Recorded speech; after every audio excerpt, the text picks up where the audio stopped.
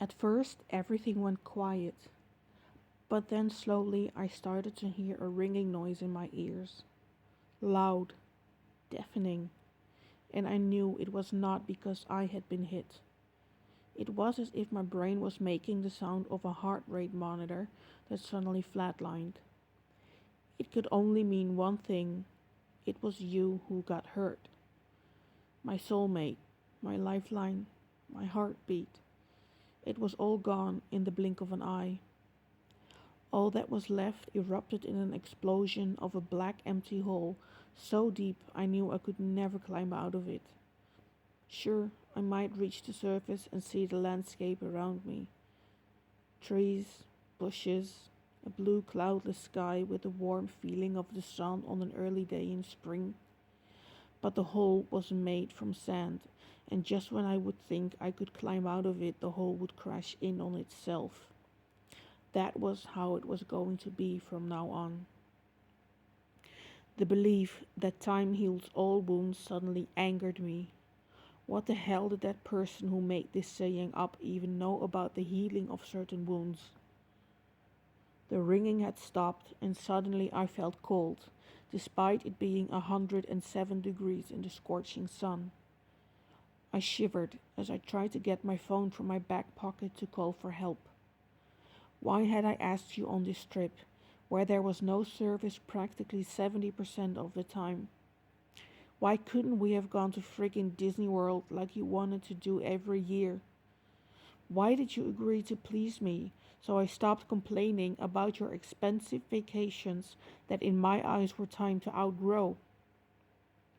I would give everything to see you pose with Donald and Goofy and every single character you encountered every single year, and the only difference to me was that you just looked a little older than the year before.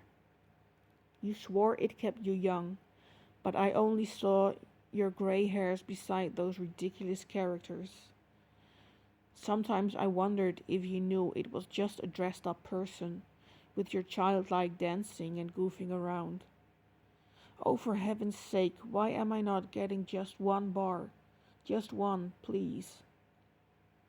How far would I have to walk to reach someone? The woods were thick, sometimes the paths were overgrown, and the mountain we were on looked dangerously not dangerous. That was exactly why you were somehow not behind me anymore. One misstep and you plummeted at least 135 feet down, over rocks and tree stumps.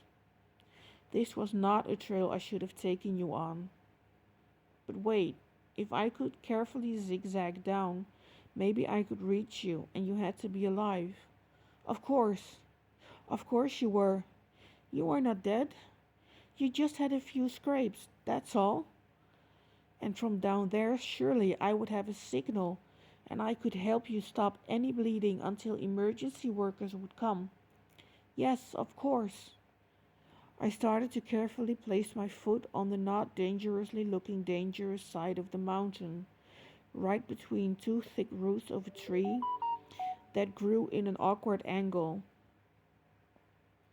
If I found more steps like these, it would be relatively safe, as my ankle wouldn't be able to sprain due to a sudden steeper bit of dirt and rocks.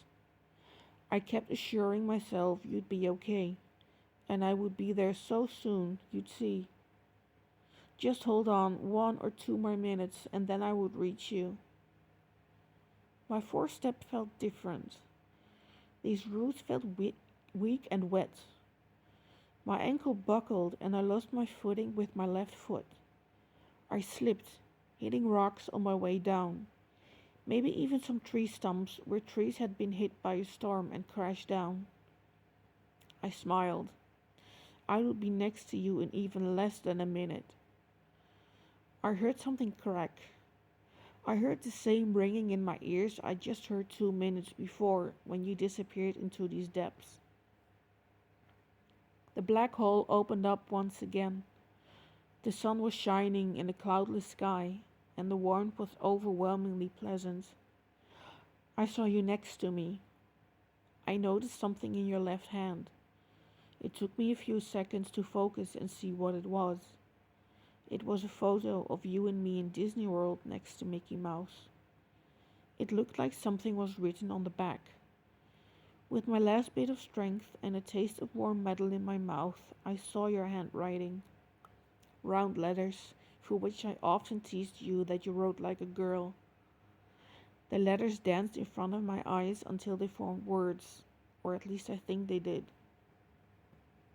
Maybe I was just hallucinating due to the skull fractures I likely had gotten from the fall against the rocks. They said, "Hello, love, the happiest person in the happiest place on earth. I have a surprise for you today." The date was today. It wasn't until I blinked a few times to get the blood out of my eyes that I noticed someone towering over me, grinning.